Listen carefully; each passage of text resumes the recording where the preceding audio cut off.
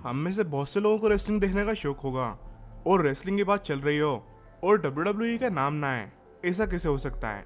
क्योंकि WWE wrestling industry का एक बहुत बड़ा नाम है और जैसे कि आप जानते हो कि WWE में ज़्यादातर मैचेस फिक्स होते हैं और पूरा मैच पहले से डिसाइड होता है कि कौन जीतेगा और कौन हारेगा।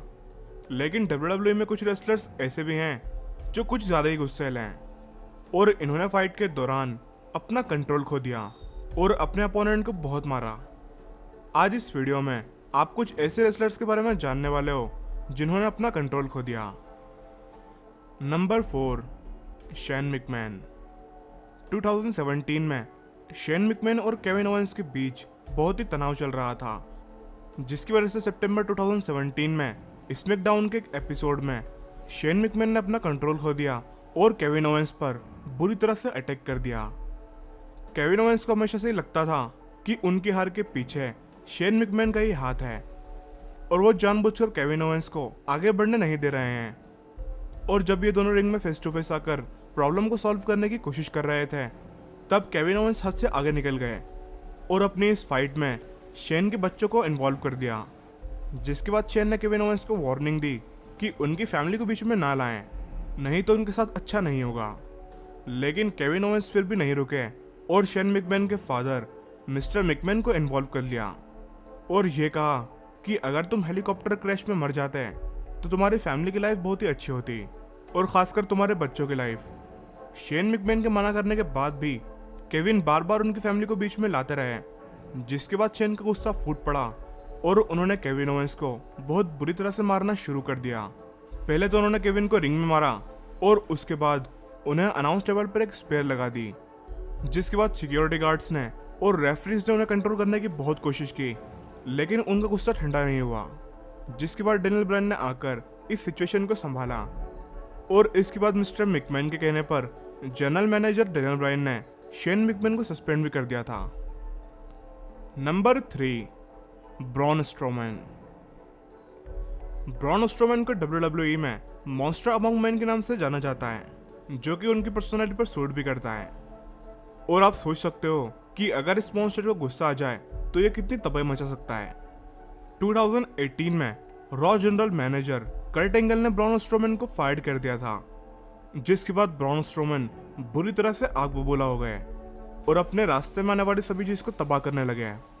जब उन्हें फायर करने के बाद सिक्योरिटी गार्ड उन्हें बिल्डिंग से बाहर निकालने की कोशिश कर रहे थे, तब एक सिक्योरिटी गार्ड ने उनके कंधे पर हाथ रख दिया और उन्हें बाहर का रास्ता दिखाने लगा। इस बात से ब्रॉन स्ट्रोमैन को इतना गुस्सा आया कि उन्होंने पूरी सिक्योरिटी टीम को ही धो डाला और सभी को बहुत बुरी तरह से मारा। और इसके बाद वो कर्ट एंगल का ऑफिस में दरवाजा तोड़कर घुस गए और उनके ऑफिस को बर्बाद करने लगे। लेकिन ऑफिस बर्बाद करने के बाद भी ब्रॉन स्ट्रोमैन यहाँ पर भी नहीं रुके और इसके बाद वो कैटरिंग रूम में पहुंच गए और यहाँ पर भी बहुत तबाही मचाई और यहाँ पर मौजूद कर्ट हॉकिंस के टेबल पर एक चॉक स्लैम लगा दी। और इसके बाद वो एक प्रोडक्शन ट्रक की तरफ चले गए और एम्प्लॉयज को डराने लगे। फिर इसके बाद इन्होंने एक बहुत भारी ट्रक को पलट दिया था, जिसके बाद ये सामने आया कि उनका ये ट्रक पलटना फेक था। और आखिरी में उनके गुस्से का शिकार कमेंट्री टीम हुई, खास करके Michael call.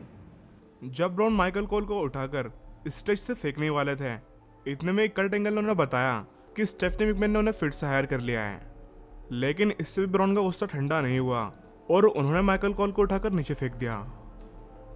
Number 2, Ronda Rousey, Charlotte Flair and Becky Lynch. WrestleMania 31 में रोंडा राउजी, बेकी लिंच और शार्लेट फ्लेयर का ट्रिपल थ्रेट मैच था, जो कि वुमेन्स चैंपियनशिप के लिए रेसलमेनिया के मेन इवेंट में होने वाला था। लेकिन रेसलमेनिया के पहले रॉक के एक एपिसोड में ये तीनों एक टीम में थे और उनका tag team match Riott Squad के साथ में हो रहा था, जो कि रोंडा, शार्लेट और बेकी लिंच ने जीत लिया था। लेकिन जीतने के बाद इनमें किसी बात को लेकर झगड़ा शुरू हो गया और ये एक दूसरे को बहुत बुरी तरह से मारने लगे, जिसकी वजह से पुलिस को इन तीनों को छुड़ाने के लिए वहां पर आना पड़ा। लेकिन ये तीनों इतनी ज़्यादा गुस्से में थी कि इन्होंने कई बार पुलिस पर भी हमला कर दिया। लेकिन किसी तरह से पुलिस ने इन्हें हथकड़ी पहना दी और इन तीनों को रिंग से बाहर ले गए। लेकिन बैक स्टेज जाकर भी इनका गुस्सा ठंडा नहीं हुआ और ये हथकड़ी पहनने के बावजूद भी एक दूसरे को मारने की कोशिश कर रहे थे और उन्होंने कई बार पुलिस की कार को भी डैमेज कर दिया, जिसकी वजह से पुलिस ने इन तीनों को ही अरेस्ट कर लिया था, लेकिन जल्द ही इन्हें जेल से बाहर निकाल लिया गया। Number 1, Brock Lesnar. Brock Lesnar को अगर WWE का सबसे एग्रेसिव रेसलर कहा जाए तो ये गलत नहीं होगा, क्योंकि ब्रॉक लेसनर कई बार अपना कंट्रोल खो चुके हैं, और जब ये अपना कंट्रोल खो देते हैं तब सामने वाले रेसलर को हॉस्पिटल में ही होश आता है, क्योंकि ये उस रेसलर की बहुत बुरी तरह से धुलाई कर देते।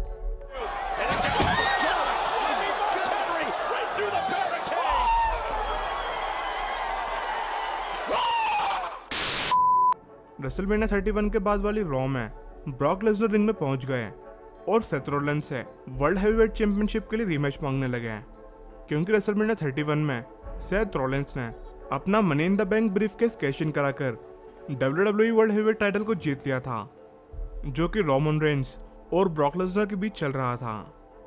लेकिन सेथ रॉलिंस ने यह मैच बहुत ही चालाकी के साथ जीता था, इसलिए वो ब्रॉक लेसनर को रीमैच नहीं देना चाहते थे। इसलिए जब सेथ रॉलिंस ने ब्रॉक लेसनर को रीमैच देने से मना कर दिया, तब ब्रॉक लेसनर बहुत ही गुस्से में आ गए और सेथ रॉलिंस पर अटैक कर दिया, और साथ ही साथ J&J सिक्योरिटी को भी बहुत मारा, जिसके बाद सेथ रॉलिंस वहां से भागने में कामयाब हो गए। तभी अनाउंसिंग टेबल पर बैठे हुए JBL ने यह कहा कि ब्रॉक लेसनर को पता नहीं है कि उन्हें अब करना क्या है। ये बात ब्रॉक ने सुन ली, जिसके बाद द बीस्ट को और भी गुस्सा आ गया और उन्होंने अनाउंसिंग टेबल को ही पलट दिया, जिसमें JBL और बुकर टी टेबल के नीचे दब गए। लेकिन ब्रॉक यहाँ पर भी नहीं रुके और अनाउंसिंग टेबल पर बैठे हुए माइकल कॉल को वहां से उठा लाए और उन्हें भी बुरी तरह से मारना शुरू कर दिया। ब्रॉक ने रिंग में माइकल कॉल को एक खतरनाक F5 लगा दी। ये बात समझ में नहीं आती कि हर कोई माइकल कॉल को ही क्यों मारता है। आखिरकार इस बेचारा आदमी ने किया ही क्या है।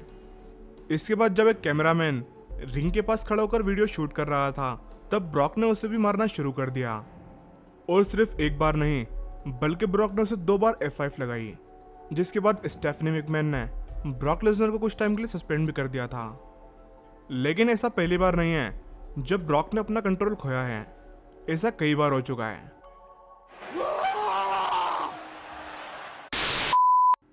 जब रॉयल रंबल 2014 में बिग शो और ब्रॉक लेसनर के बीच चेयर मैच चल रहा था, तब इस मैच के दौरान बिग शो ने ब्रॉक लेसनर को एक बहुत ही हार्ड नॉकआउट पंच मार दिया था, जो कि ब्रॉक को बहुत तेज लगा और उन्हें चक्कर आने लगे, जिससे ब्रॉक लेसनर को इतना गुस्सा आया कि मैच को जीतने के बाद ब्रॉक ने बिग शो को चेयर से मारना शुरू कर दिया और उन्हें चेयर से बहुत मारा, और चेयर से मारते मारते उन पर 2 चेयर भी तोड़ दी, जिसके बाद बिग शो को बहुत ही चोट आई थी। दोस्तों, अगर आप गेमिंग की वीडियोस देखने का शौक रखते हैं तो आपको हमारे न्यू गेमिंग चैनल जेजी गेमिंग को जरूर सब्सक्राइब करना चाहिए। इस चैनल की लिंक आपको वीडियो के डिस्क्रिप्शन में मिल जाएगी, जहां पर जाकर उस चैनल को जरूर सब्सक्राइब कर लेना। आपको इन सभी रेसलर्स में से किसके बारे में जानकर सबसे ज्यादा हैरानी हुई, नीचे कमेंट करके जरूर बताना। वीडियो अच्छा लगा हो तो लाइक करना और इसे ज्यादा से ज्यादा शेयर करना।